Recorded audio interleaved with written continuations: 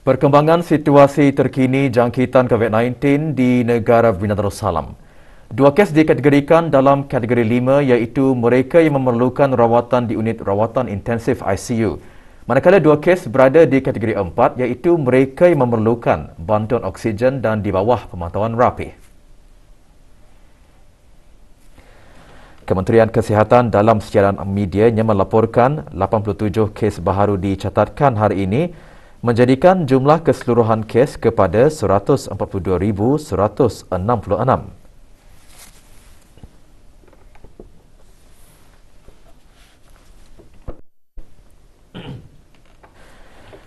120 kes disahkan sembuh yang membawa jumlah kes yang sembuh kepada 141,408 kes. Jumlah kes aktif pula ialah sebanyak 540.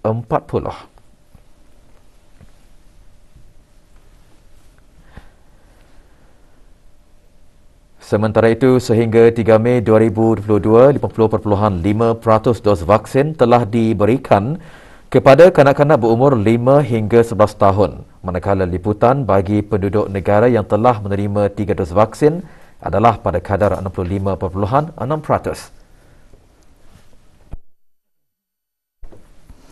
Punca kebakaran hutan di kawasan Lebuh Raya Muara Tutong berdekatan Universiti Brunei Darussalam yang berlaku semalam masih dalam siasatan. Dalam kejadian itu tidak ada korban jiwa dilaporkan. Dianggarkan 70 hektar kawasan tanah kerajaan musnah dalam kebakaran ini. 4 buah jentera dengan 21 anggota bomba dari Balai Bomba Rimba serta bantuan dari Balai Bomba Lambak Kanan dan Balai Bomba Unit Operasi Wanita dikerahkan di tempat kejadian. Para ahli bomba bertindak untuk memadam kebakaran dengan pelbagai teknik dan cara, termasuk menggunakan pili-pili bomba yang berdekatan dan air terbuka serta snap tank. Kesukaran itu dihadapi memandangkan kebakaran berlaku jauh di dalam hutan, Bukit Bukau dan kawasan perumahan. Usaha memadam api juga dibantu oleh Angkatan Tentera Udara di Raja Brunei bersama bantuan helikopter yang menggugurkan air dari udara melalui Pusat Pengurusan Bencana Kebangsaan NDMC.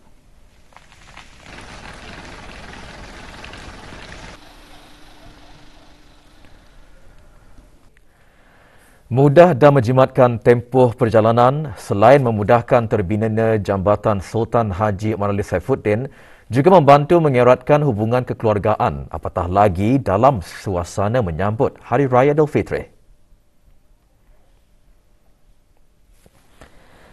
Mendekatkan yang jauh dan memudahkan yang sukar, begitulah yang dirasai oleh penduduk di negara ini semenjak jambatan yang menghubungkan daerah Temburong dengan daerah Brunei dan Muara itu dibuka dan diguna pakai. Kesukaran untuk pulang ke kampung halaman kerana tiada pasport atau tidak mendapatkan cuti bekerja juga bukan alasan untuk tidak balik beraya dan melawat sanak saudara yang tinggal terpisah di daerah lain.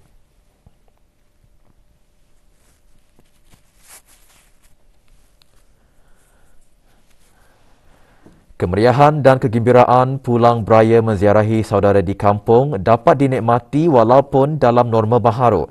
Beberapa orang penduduk yang ditemui melahirkan rasa syukur kerana tidak perlu merentas sempadan dan beratur panjang untuk berjumpa dengan keluarga di hari raya. Syukur Alhamdulillah. Baiklah ada jembatan ini. Daripada macam dulu-dulu berqueue di immigration berjam-jam sampai 2 jam 3 jam. Sekarang ni alhamdulillah kerana ada jembatan kami senanglah dari Temburong ke bandar. Amat gembiralah ada jembatan penghubung Brunei Muara Temburong masa ni berbanding daripada dulu tu. Kesenangan macam ada berkiu panjang. Bisailah daripada dulu pakai ini orang beliau nato pasport. Sekarang ni pakai jembatan senanglah. Senang kan beraya ke kemarin ni.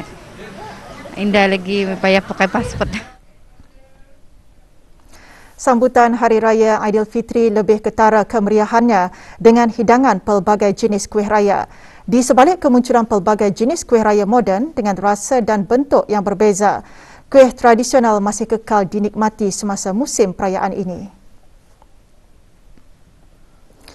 Tanpa disedari, terdapat beberapa jenis kuih raya klasik yang hampir dilupakan menjadi hidangan semasa hari raya, termasuk sapit, kuih baulu, jala dan kuih cincin.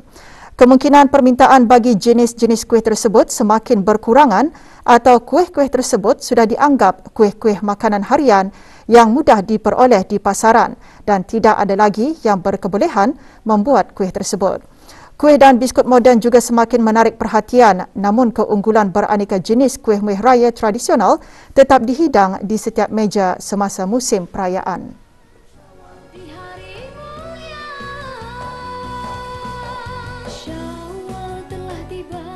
Sebenarnya pilihan customer masih lagi klasik. Orang semua mencari nada lain, tak nanas. Tak nanas kan daripada dulu. Kalau sekarang ini sudah dimodernkan, Ahmad Ketara, tak nanas coklat. Biskut moden ini lebih menarik kepada belia-belia.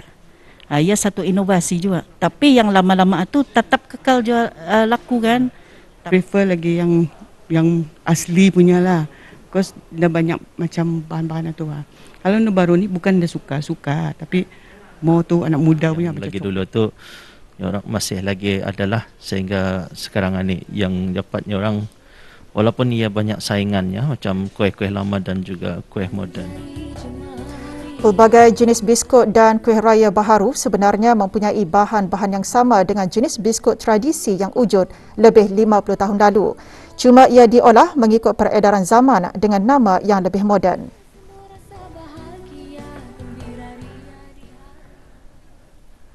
Antara kuih tradisi yang masih dikekalkan sehingga kini dan menjadi hidangan semasa musim perayaan ini ialah kelupis.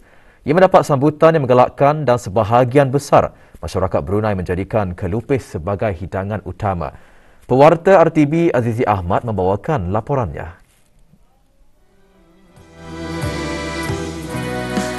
Syukur pada Ilahi ramai orang yang muda.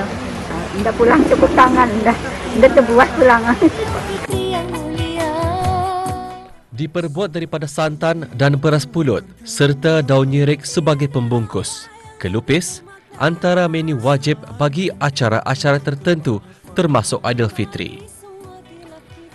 Walaupun ada beberapa jenis kuih tradisi yang hampir sama dengan kelupis, tetapi kelupis mempunyai rasa yang berbeza.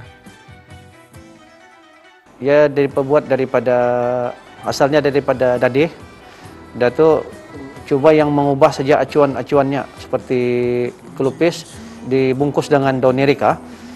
Jadi ada lagi jenisnya lampat iaitu dibungkus dengan daun silat. Ia akan berbentuk dengan 3 segi.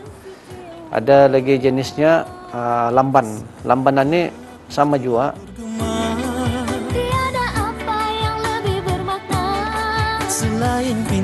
Kelupis memberi kenakan rasa.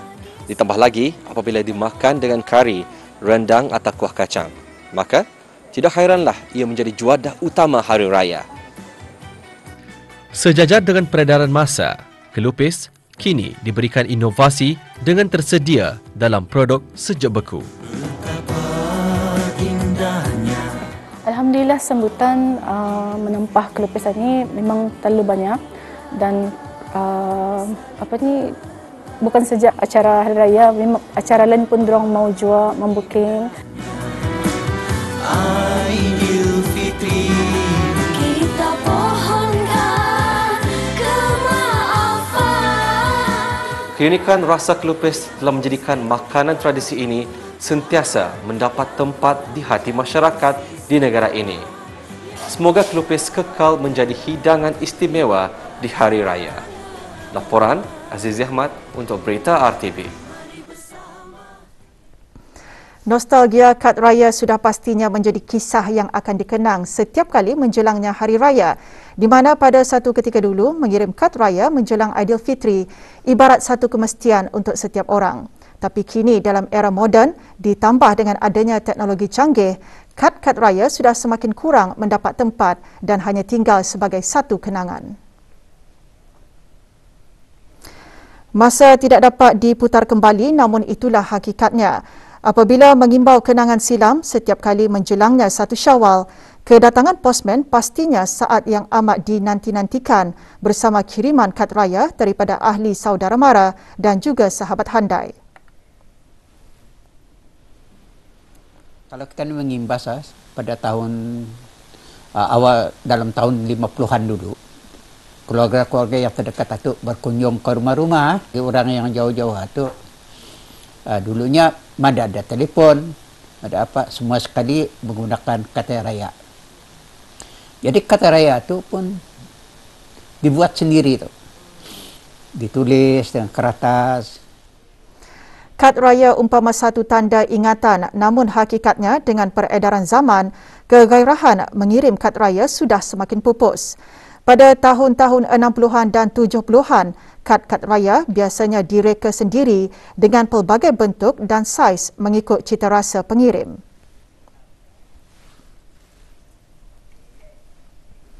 Dalam tahun 60-an, orang anak-anak kita ni, diorang membuat kata raya. Bertulis juga, melukis, terutama sekali gambar-gambar masjid, gambar-gambar pemandangan, Jadi kertas satu digambar. Dulu mana ada bercetak tu. Jadi digambar dengan kamera. Jadi dia macam kata raya. Keseronokan dalam menerima kad raya sekarang ibarat sudah lenyap apabila ucapan selamat hari raya dan maaf zahir dan batin itu banyak menyemarakkan ruang-ruang aplikasi maya.